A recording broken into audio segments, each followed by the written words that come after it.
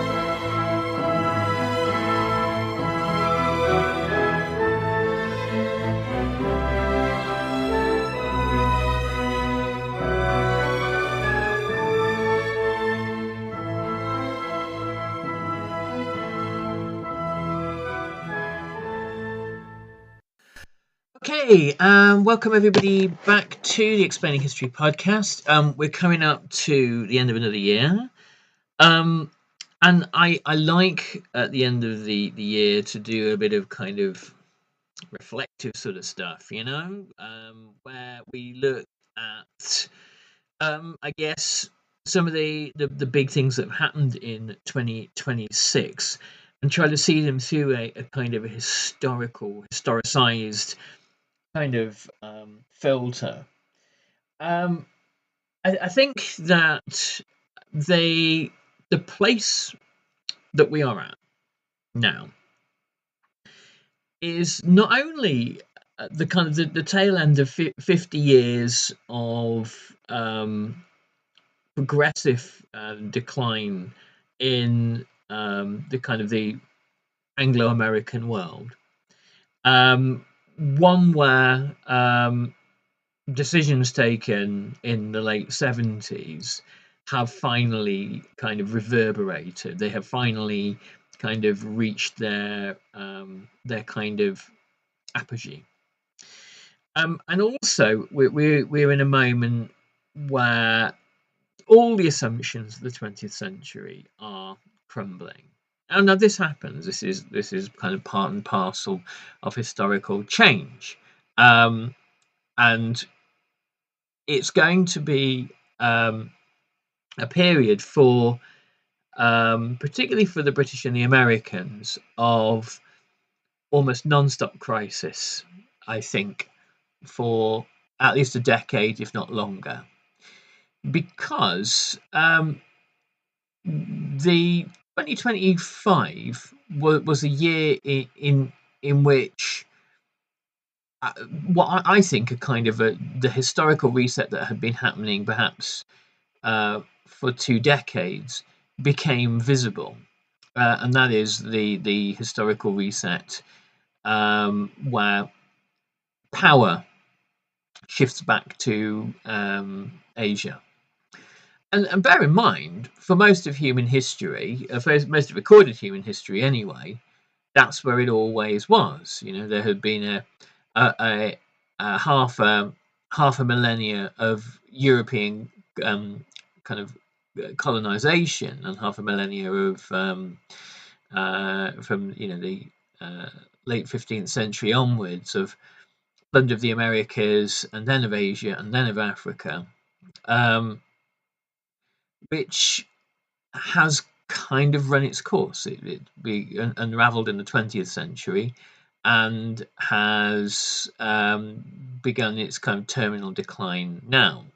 The ability of the Western world to wield both hard and soft power in the same way, in a kind of an undisputed way, which it managed to do in the 20th century, is not. If it's in decline now, the question is whether it's in relative or terminal decline. All of this sounds kind of apocalyptic, and in certain ways, it kind of is. I mean, apocalypses, real and imagined, are those moments when societies see the end of all they knew. And 2025, I think, will be that year when we look back in decades to come, when this great unraveling became kind of visible. Now, I'm talking in generalizations, which I tend to do at the start of a podcast, but I'm going to go into specifics of why I think what I think. And the first is the Trump tariffs, I think, tell us something very, very important about this year. So if you cast your mind back to the start of the year, Trump launched a series, I think they called it the Independence Day or Freedom Day or something ludicrous like that. Tariffs on major, in fact, major allies and trading partners, and on rivals like China, to try to kind of arrest the relative economic decline that America has experienced, and to try to create a shortcut to renewed prosperity in America, which doesn't involve any kind of redistribution of wealth. In the kind of the worldview of Donald Trump, what you need to do is tax imports, place tariffs on imports, because America's domestic consumption market is so lucrative that importers will pay any price. Of course, everybody knows, it doesn't even bear repeating, everybody knows that importers simply pass on the cost to the American consumer. And in January, that is when kind of most of these price rises will hit. And it was accompanied by this kind of crazed libertarian fantasy talk of slashing the state, of finding these imaginary inefficient government programs which hoover up money that kind of ordinary working Americans have to provide in their taxes. Of course, again, that's not how state expenditure works, and taxes don't pay for services in that way. Taxes are as a deflationary kind of anti-inflationary tool to take money out of the economy when too much money has been added. Anyway, so you have these two factors which are going to bite America when probably in 2026, when funding runs out for social programs, buses, old age care, veterans,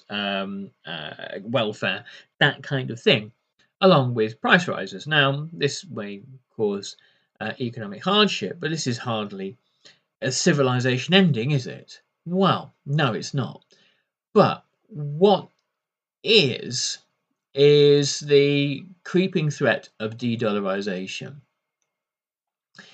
America, after the Second World War, ensured that the dollar, as a result of the Bretton Woods Conference, the dollar was the world's reserve currency, and that means that all commodities, particularly, are traded in dollars. Oil, zinc, tin, copper, wheat, the big stuff. This means that transactions, America is essentially using things like the SWIFT system and other international banking systems and international systems of credit. America is able to have an almost endless overdraft because the demand for the dollar is always endlessly artificially high.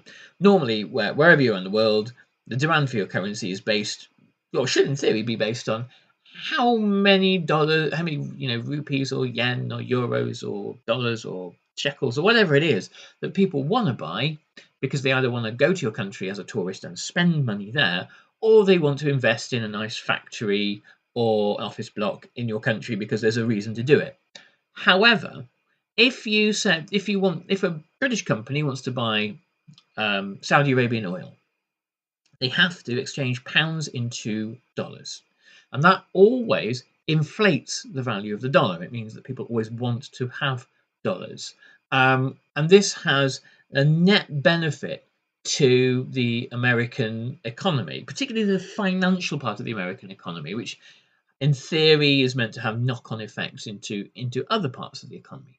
But that the endless and constant demand for dollars has been America's secret tool to maintain itself as the world's economic hegemon throughout the post-war era. And how has this been defended? Militarily. It is worth noting that before the demise of Colonel Gaddafi in Libya, he was talking about de-dollarization. But as the American economy gradually declines in relative terms to rising BRICS and sort of middling countries that have not offshored their manufacturing, places like Vietnam, for example, and the other BRICS countries. You know how everything's a subscription now? Music, movies, even socks. I swear if To continue this ad, please upgrade to Premium Plus Platinum. What? No, anyway, Blue Apron... This is a pay-per-listen ad. Please confirm your billing. Oh, that's annoying. At least with the new Blue Apron, there's no subscription needed. Get delicious meals delivered without the weekly plan. Wait, no subscription? Keep the flavor. Ditch the subscription. Get 20% off your first 2 orders with code APRON20. Terms and conditions apply. Visit blueapron.com/terms for more. There's talk in Washington about cuts to Medicare Advantage benefits that 35 million seniors count on. The No Up-Code Act would raise costs for seniors and reduce their benefits. The No Up-Code Act is a broken promise and a bad deal for seniors. Tell Congress, keep your promise and oppose cuts to Medicare. Vote no on the No Up-Code Act. At Capella University, learning online doesn't mean learning alone. You'll get support from people who care about your success, like your enrollment specialist who gets to know you and the goals you'd like to achieve. You'll also get a designated academic coach who's with you throughout your entire program. Plus, career coaches are available to help you navigate your professional goals. A different future is closer than you think with Capella University. Learn more at capella.edu. The demand for the dollar faces gradual existential challenges. One reason for de-dollarization, it was actually not caused by Trump, but by Joe Biden, who seized Russia's dollar reserves after the Ukrainian invasion, froze them. And tried to freeze Russia out of the global banking system. Didn't succeed, but and this isn't in any way to say nice things about Vladimir Putin or to undervalue the horrors that he's inflicted on the Ukraine. Far from it. But America made a misstep in that they showed the rest of the world that the bank that is America can freeze their assets at any time. Think about where you bank your wages, and if you went to the cash machine and it swallowed your card whenever it felt like doing so, you'd move your money right away. And this is essentially various countries are looking to move away from the dollar. This is placing pressure on the dollar, And if de-dollarization did happen, or it started to happen gradually, it would present America with an unbelievable economic catastrophe.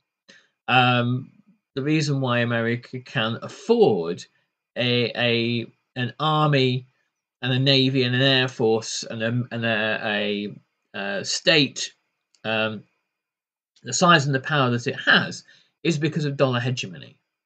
And without that, the Seventh Fleet would be inoperable, and therefore America's hard power evaporates.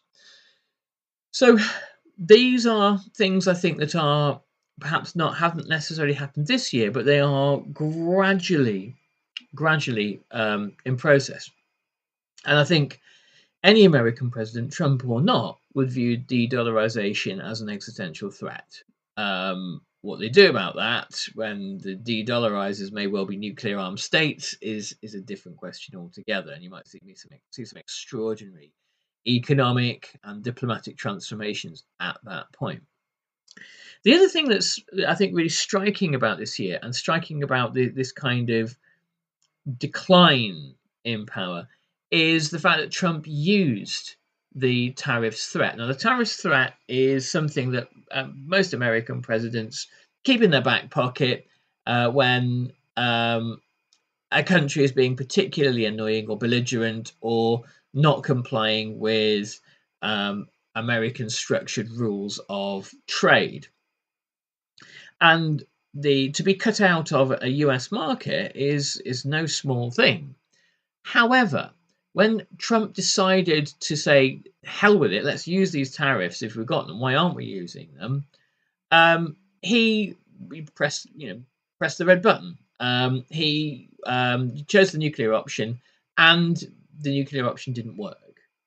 Not only had China been preparing for this since the last time Trump pulled this stunt in 2018, other countries saw China's example and the example, for example, of Canada and Brazil, and recognized that there were possibilities to resist the concessions that Trump would inevitably ask for. Britain has not been able to do that. Britain, the policy of British governments, Labour and Conservative, is to flatter and please Trump.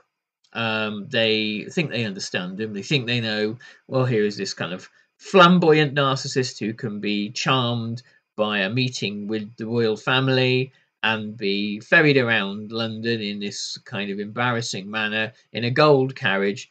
And that's what we have to do to make him feel special, and then we'll get special preferential treatment. Because in the delusional thinking of the British policy-making establishment, American presidents are there to convey upon Britain special treatment and special favours.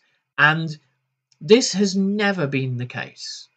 It's something that if you were to say it to a White House insider or a foreign policy veteran in Washington, they just wouldn't understand why it is the British think like this, other than some distant, clouded memories of the Second World War. And they are poor memories as well, because Roosevelt, during the Second World War, was chiefly interested in in outcomes for America. Why wouldn't he be? He's the president of America. This is what the leaders of nation states do. Roosevelt was interested in removing tariff barriers around the British Empire, something that Winston Churchill fiercely resisted. And at the end of the Second World War, with Britain in a much, much diminished position, America was able to craft a world order that was very much suited to the United States of America, and was part of America's boom in post-war prosperity, which, by the way, I talk about quite a lot in, I'm not sure it's the last podcast, but maybe the one before. So check that out. All of this is really, really precarious, though, now. The world in which we are leaving I say we are leaving the 20th century. We left the 20th century 25 years ago, but we kind of didn't. I think that the world of the 19th century lingered on into the 20th, maybe up to 1918, maybe slightly longer. And maybe we are emerging from the long 20th century. Some people think that we had a short 20th century. I think maybe it was a long one, and we're emerging into entirely different conditions now. Conditions which are determined by things as basic as population size, and reproduction, and the ability to control and manage resources. One trend I think that is really worth watching, and again, this is precarious stuff, is the extent to which American GDP growth is dependent on the building of AI data centers. All it takes is for the AI bubble to pop, and by rights, it has to pop at some point. For perhaps a 2008 type crisis to grip the United States of America. That might be where American democracy finally crumbles into full-blown kind of repressive oligarchy. That we're sort of halfway there, really. Hey, my name is Senior Airman Fletcher Fleetwood. I'd like to say hi to my mom, dad, sisters, girlfriend, all back home. Heartfelt holiday greetings, whether you're serving at home or abroad, from Navy Federal Credit Union. Every holiday shopper's got a list, but Ross shoppers, you've got a mission. Like a gift run that turns into a disco snow globe, throw pillows, and PJs for the whole family, dog included. At Ross, holiday magic isn't about spending more, it's about giving more for less. Ross, work your magic. And of course, here in Great Britain, the Labour government that we have, that came to power without really any grasping of macroeconomics, any economic policy, or any economic vision, and when they were quizzed by sort of client journalists, simply said, well, our policy is to simply bring about economic growth. As if this was some kind of meaningful answer. Our policy is just to be richer, and then we won't have any problems anymore, blah, blah. And what they meant was, our policy is not to redistribute wealth in Great Britain, or to move around any of the kind of the basics of British life, to deal with the huge problem of inequality. Our policy is to have meetings with BlackRock and meetings with OpenAI and see what it is they want. Our policy is to find things that largely American corporations and capital want, in order to give it to them, to sort of continue the sell-off of British assets, distressed assets. And we're in a position to do that because of Brexit. There are certain things, there's this fallacy, I think, that the Conservative Party in Britain were the sole party of Brexit. I think there are things that the Labour Party rather like about it as well. It puts them in a position to do what kind of Brexit was always intended to, which was to keep Britain much more in an American orbit. Britain's much more kind of a vassal state to the USA now than it kind of has ever been. And if you simply look at the number of private equity, American Wall Street private equity companies on the FTSE Stock Exchange that have gobbled up British companies and assets, and if you look at the number of previously publicly provided utilities that are now being provided, things like kind of social care and social housing and things like that, and utilities, things like water. that are owned by American, not just exclusively American, some Gulf states, some Southeast Asian, but mainly American private equity companies. The British state and British kind of capitalism has been essentially colonized by the USA. And I think there, in theory, there should be some kind of virulent nationalist backlash here. But the country's most virulent nationalist, Nigel Farage, is a good friend of, well, I suppose, kind of hanger-on too, but associated and allied to Donald Trump, the great asset stripper himself. So everything is in a kind of a moment of turmoil and crisis.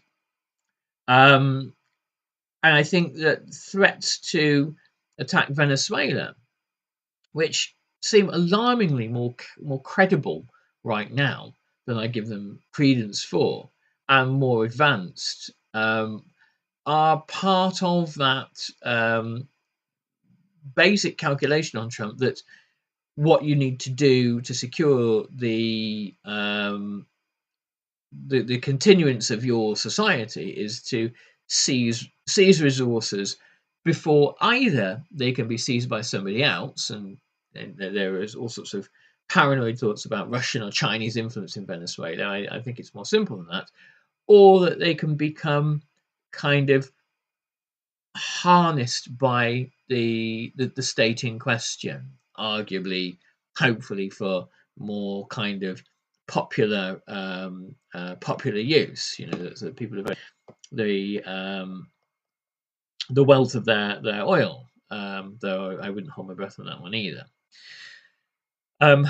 So what will occur in 2026? I mean, I think the only thing that's going to arrest any of these trends is the growing unpopularity of Trump's government. I think even he and his ability to kind of gerrymander elections is going to fall foul of the midterms next year, because a populist has to deliver. This is one of the kind of the maxims of even fascism. Even the Nazis were obsessed with opinion polls and popularity, and believed that they had. Hitler said, I had 3 years to deal with unemployment, otherwise I'll be swept away. I think it's his kind of maxim. So I doubt that there is any kind of ability. I mean, and the Trump administration has deliberately kind of de-brained itself by kind of getting rid of everybody who isn't a sort of some kind of toady, and getting rid of expertise. I doubt that there is the ability to address any of America's key problems, other than to hope that with artificial intelligence that something comes up. But then again, there are two headwinds there.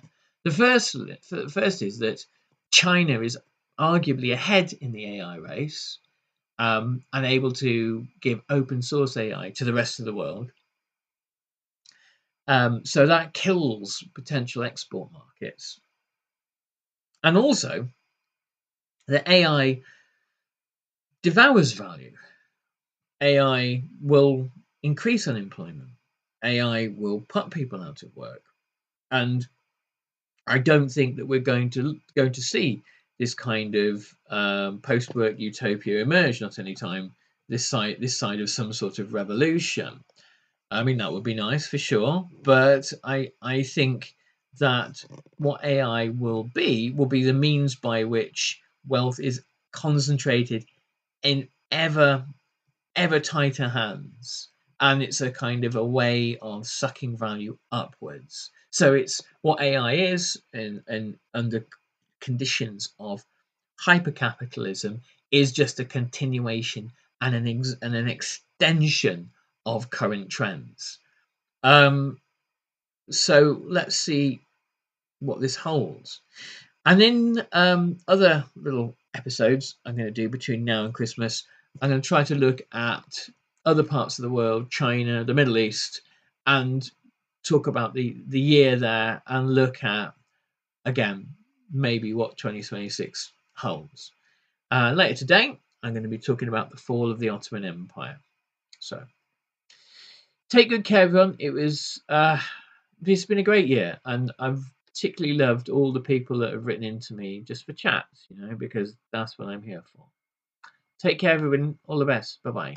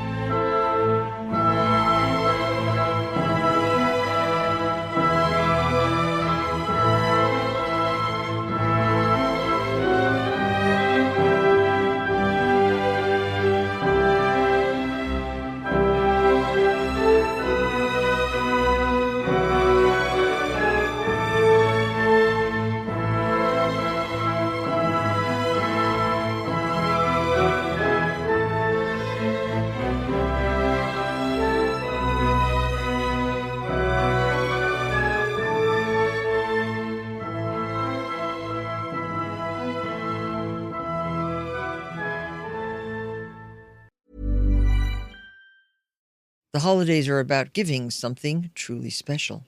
I'm Martha Stewart, and I believe the best gifts aren't just beautiful, they're useful every single day.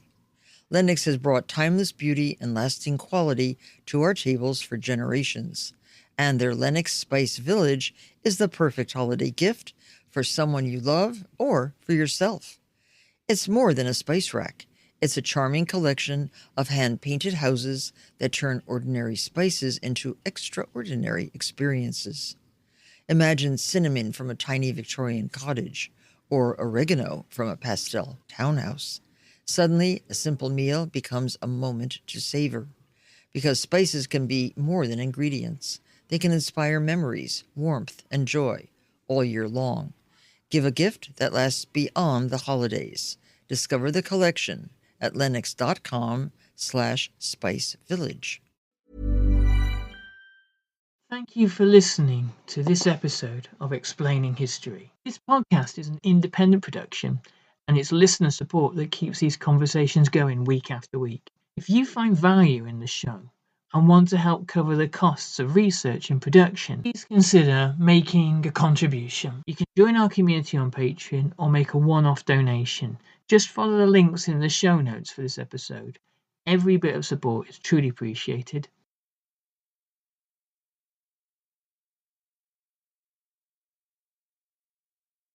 Thanks again for listening.